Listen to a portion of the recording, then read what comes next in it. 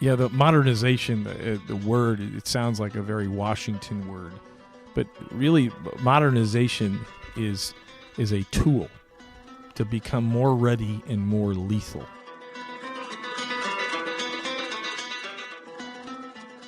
Today, it takes anywhere from 5 to 7 years to formalize a requirement. What is that key performance parameter I need on the weapon system? And then experiment and prototype. That's why it's taking 20 years to put a weapon system in place.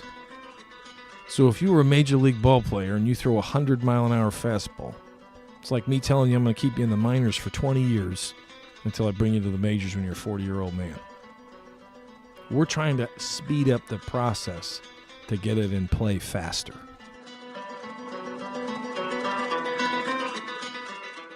Hey, welcome back to another episode of the Modern War Institute podcast. I'm John Amble, editorial director at MWI, and my guest on this episode is Undersecretary of the Army Ryan McCarthy. Our conversation covers everything from modernization and what that means for soldiers in the operational Army to the recently announced Army Futures Command and what role it will have in preparing the Army for a changing operational environment characterized by a diverse set of threats. Really quickly, before we get to the conversation, a couple quick notes. First, in addition to the MWI podcast, we also produce a second podcast series called The Spear. Each episode features firsthand accounts of combat, and it's our platform to explore what combat, leadership, and decision-making under intensely difficult circumstances is really like. If you haven't heard it yet, you can find it on iTunes, Stitcher, or wherever you get your podcasts. And second, as always, what you hear in this episode are the views of the participants and don't represent those of West Point, the Army, or any other agency of the U.S. government. All right, here's my conversation with Undersecretary of the Army, Ryan McCarthy.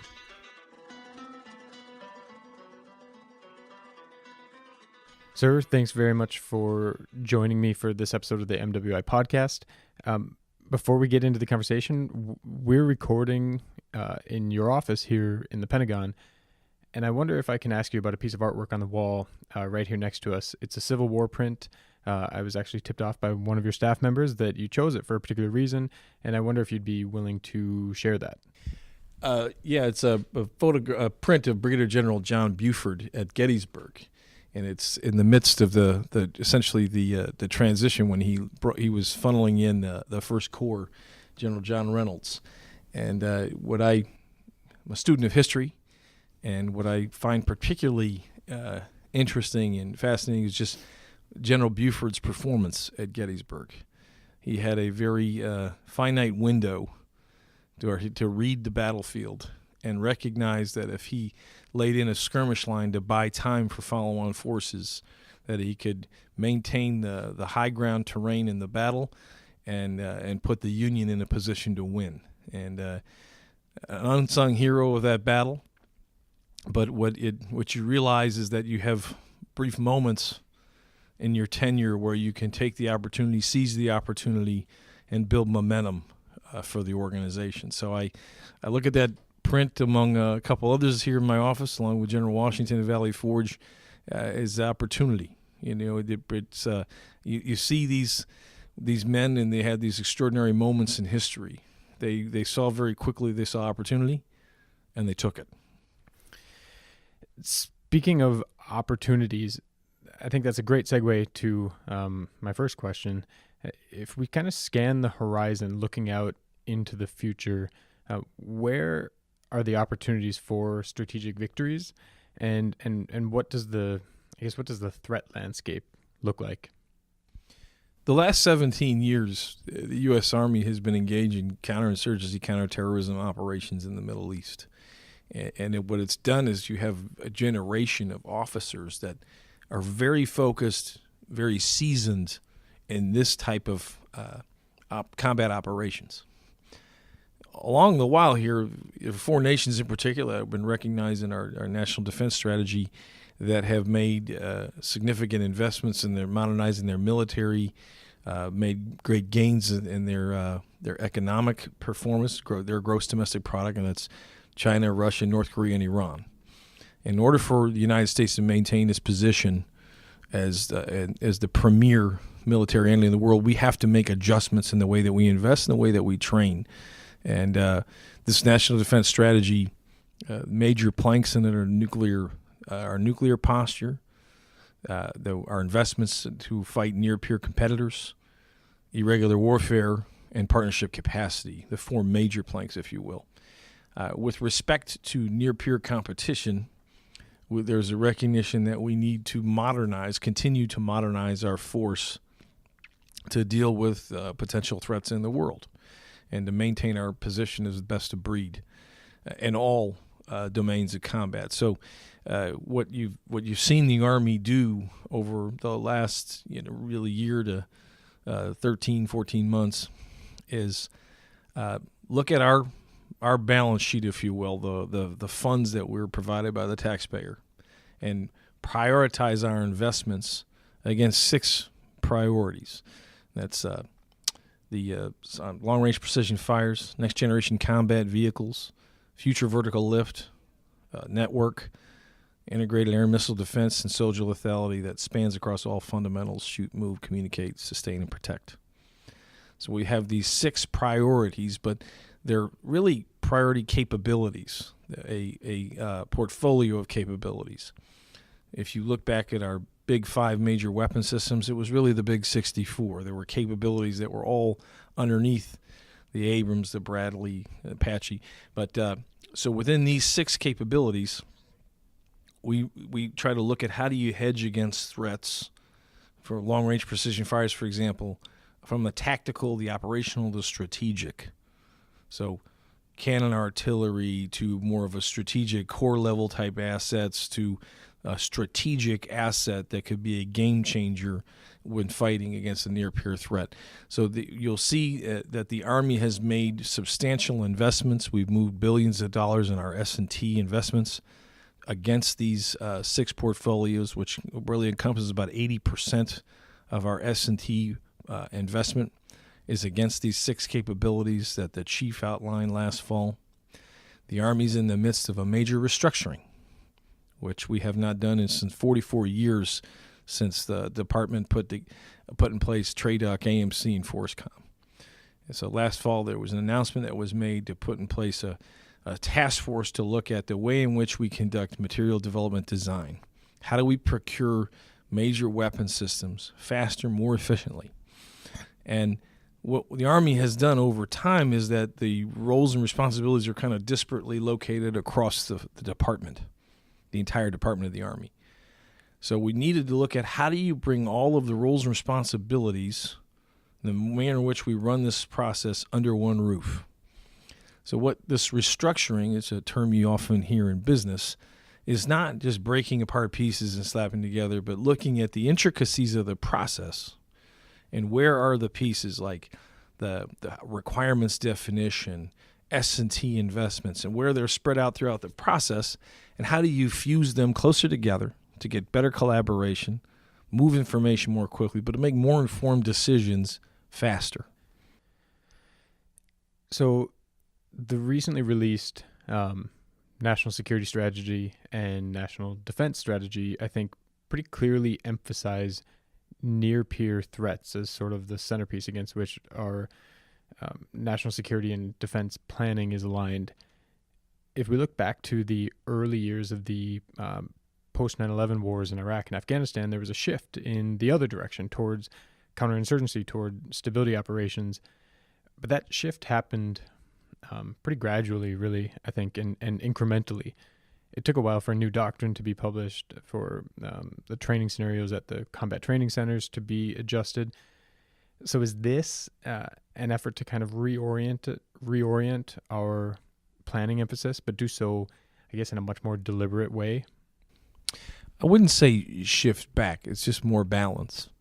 You know, if the scenarios at the CTCs for units deploying in the Middle East will still reflect the types of operations that they would conduct in the Middle East. But if you look at the balance of the numbers of rotations, there are more near-peer scenarios as directed by the chief. So when I mentioned the 4 or 5 planks, the 4 planks before, there is the recognition of irregular warfare will be conducted in perpetuity at this point. You talked about 6 priorities, and you touched on one of them, in particular, modernization. We're here, in the Pentagon, and I think what that means, what modernization means to people in this building is maybe pretty intuitive. But the further you get from here, its meaning is maybe a little less clear. I wonder if you could maybe explain what modernization means to, say, junior officers, and how they'll see modernization efforts that are underway now manifest over the course of their Army careers. Yeah, the modernization, the word, it sounds like a very Washington word, but really modernization is a tool to become more ready and more lethal. We're investing in synthetic training environments so that we can get hundreds of repetitions in a couple of hours, much more affordable, much more efficient, so that soldiers can have the opportunity to train on a Stryker simulator or an aviation simulator, or even we have this one world terrain system where they can practice route reconnaissance, look at objectives. It can even put in effects of what a building would look like if you dropped a JDAM on it in pre-assault fires. So the soldiers can visualize and conduct rehearsals at the leader level and even down to the individual soldier level. So that helps us to increase readiness, because it's the hundreds of repetitions that you need before you ever go wheels up. With respect to lethality, faster, more precise. The investment in the weapon systems, like an increased carbine, or where it can have higher rate of fire, shoot farther distances, extended range cannon artillery that'll reach greater distances with higher volume. That's, to me, is what modernization is, why it's so important to me, and which is why I spend hours on this subject every day, because it's the one thing that I can do to increase the technical margin for our men and women to win in combat. Can you talk a little bit about the Army Futures Command? You mentioned restructuring going on in the Army. I think this, if I understand correctly, is a pretty big part of that. The Futures Command was announced, I believe, several months ago, and I wonder if you might talk a little bit about what it's going to do, what its purpose, I guess, is intended to be. So we're on the verge of making that final decision. But what I'd mentioned earlier is there's a lot of different voices in the Army that work on futures. Part of the challenge is you got to consolidate all of those ideas so you can have rigorous, informed debate, but also focus. And with that focus can look at what are the capabilities that we're going to need to maintain our position as number one in the world. So that's where the process really begins. And then what you do is the formalizing of requirements. What does these weapon systems need? Then the types of investments you need from S&T to study the concept, from both studying the operational concepts to the technical concepts, so that you can ensure that this is a weapon system that will survive as you go through the weapon system development process and yield a better outcome, the material development design. So everything from the idea to formalizing the idea, to studying the idea, to putting it into a experimental and prototype phase, to then slapping the table on that material design, and then start procuring large tranches, what we refer to as low-rate initial production, and then a full-rate production. And by bringing this capability under one roof, we can speed up the process. Today, it takes anywhere from 5 to 7 years to formalize a requirement. What is that key performance parameter I need on the weapon system? And then experiment and prototype. That's why it's taking 20 years to put a weapon system in place. So if you were a major league ball player and you throw a 100-mile-an-hour fastball, it's like me telling you I'm going to keep you in the minors for 20 years until I bring you to the majors when you're a 40-year-old man. We're trying to speed up the process to get it in play faster. How much faster? How much faster can we really be shooting for? Just in we're in this interim phase where what I failed to mention earlier, these 6 portfolios. We've put in place post-brigade command qualified officers, around the 1 and 2 star level that are leading these portfolio groups, and they're partnered with program executive officers from our acquisition side of the house, and they have testing and finance and legal. They have all this support, so they're like little task forces, if you will. And they're reporting directly to me and General McConville, the Vice Chief of Staff of the Army. And while we're in the midst of this studying the restructuring, we have this task force that's studying the restructuring. They're teeing up decisions to the Secretary and the Chief literally next week, and we're going to make this ultimate decision in the month of March. But this interim process will be formalized. So they have this Futures Command, which is what we're looking at, potentially a 3 or 4 star level officer leading this organization, and the cross-functional teams below that. And then ultimately reporting up to the myself and the Vice Chief General McConville. So these cross-functional teams have been reporting in the interim phase here to General McConville and I.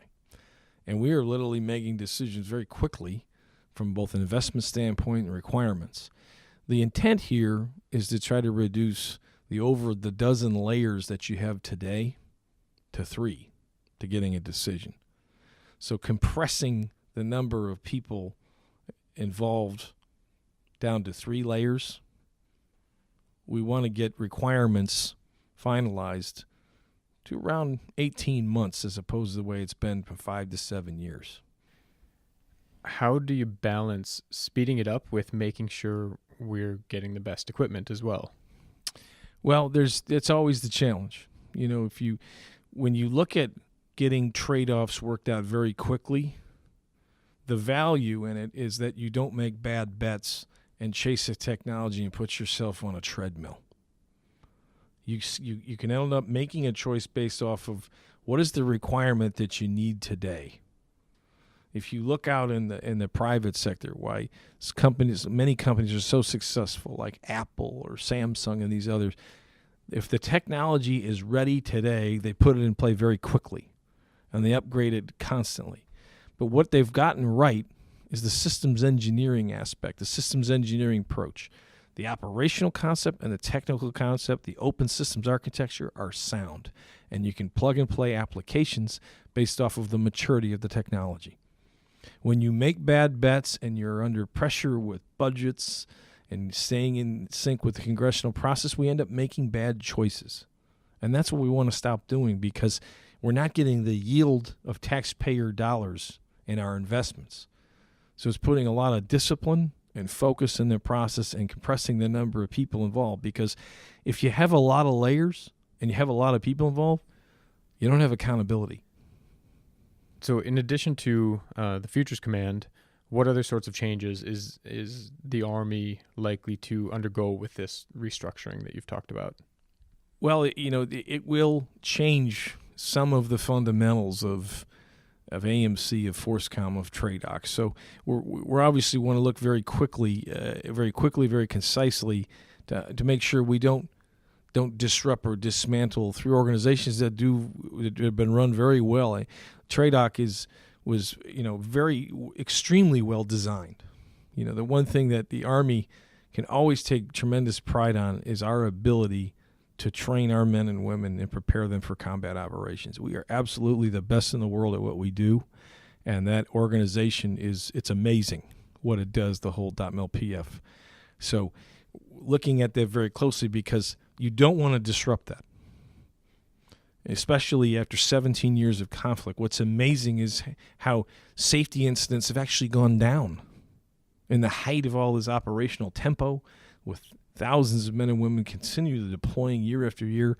And that's because of how well we train our people and the investments that are made. And that's why readiness will always be our number one priority, and we won't even shift our weight in the other direction. So you don't want to disrupt the work that TRADOC does, the whole .mil-PF. But it's important that the link of concepts, operational concepts, are tied very closely to the weapon system. Because if the operational concept isn't tight, it doesn't matter how good the technology is, because our folks will not be comfortable in the way they utilize those weapon systems in combat. And the confidence in the weapon system is incredibly important. When we're thinking about the future, what's the best way to conceptualize that? Do we need to kind of break it down between sort of, maybe the near term, say 3 to 5 years, all the way out to the long term, 20 years, 30 years or more into the future? That longer time range might be multiple generations of equipment and weapon systems into the future. Is the Army Futures Command going to be tackling this sort of, I guess, deep future problem set?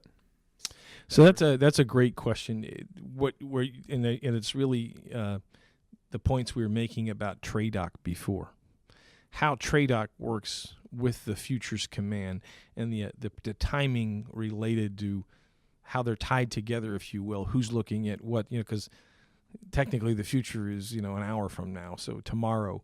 We're breaking that down, and that's all part of this discussion that we're having at the senior level right now. So you served in 2001 in Afghanistan. You were, I think, a captain.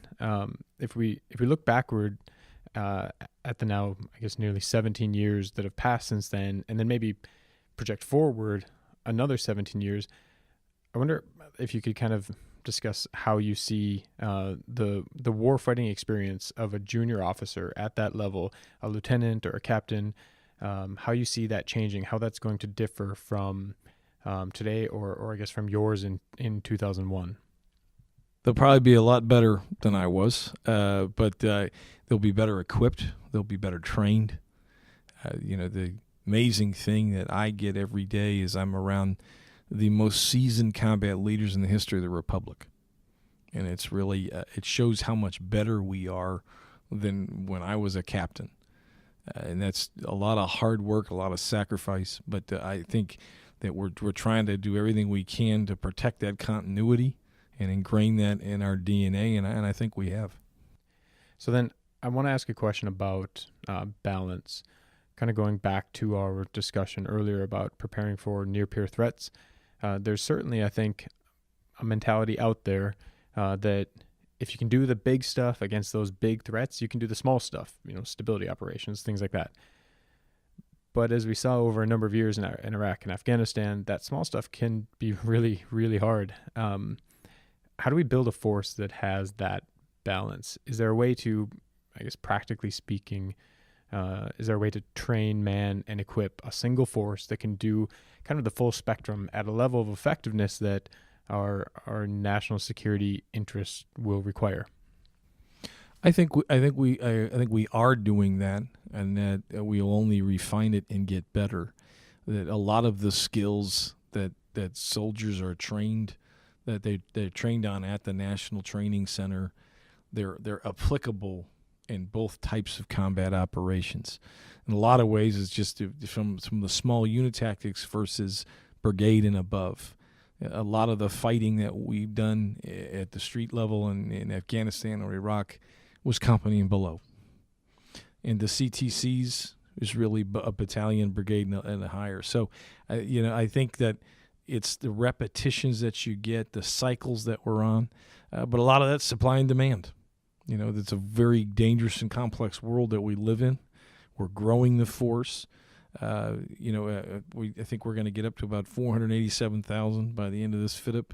That we all believe that the force needs to continue to grow, so that we can meet these demands. We're making the right investments on these weapon systems so that we can maintain our competitive advantage. So I think we have very good balance today, but it is extremely difficult. So we have a listener base that's pretty diverse, but of course we have a large number of listeners who wear the U.S. Army uniform. I wonder if there's anything else, for the thousands of them that are going to hear this, if there's a message you think is really important to get out to them that reaches them. The Army is in the midst of a major transition. It's important for all those men and women in particular, or if they have family members, to pay attention, to be part of the conversation, to give us, to really give us their thoughts. I mean, I invest a great deal of my time trying to communicate into the Army. I do a lot out with the media here in Washington and throughout the country, but I'm trying to communicate to the Army as well, that we're trying to make the right investments that have the appropriate balance to deal with the variety of threats that I mentioned before. This is very difficult, and it's something we have to do together. So the more candid the people are when I'm out meeting with Army units and their families, the better. And I think that you have a tremendous leadership team as Secretary Esper, General Milley, General McConville, our Major Daly, our major commanders. This, like I mentioned before, the extraordinary amount of combat experience that they had. They all served together. It's a tremendous bond. I mean, this uniform team's outstanding. Secretary Esper has put a lot of energy into the team with our communication with both the Congress and the industry.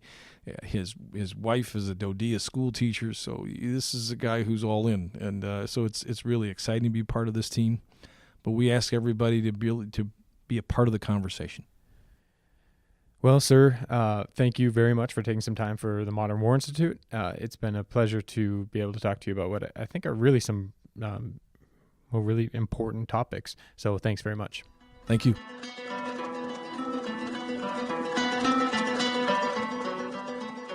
Hey, thanks again for listening to the MWI Podcast. Before you go, if you're not already following MWI on social media, find us on Twitter, Facebook, or LinkedIn.